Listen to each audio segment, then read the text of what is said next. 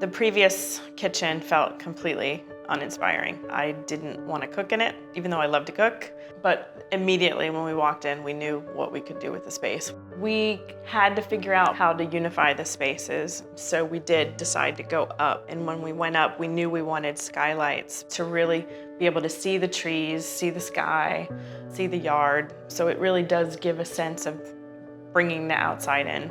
Now it's completely different. It's beautiful and really inspirational to me, and I want to cook big, grand meals in it.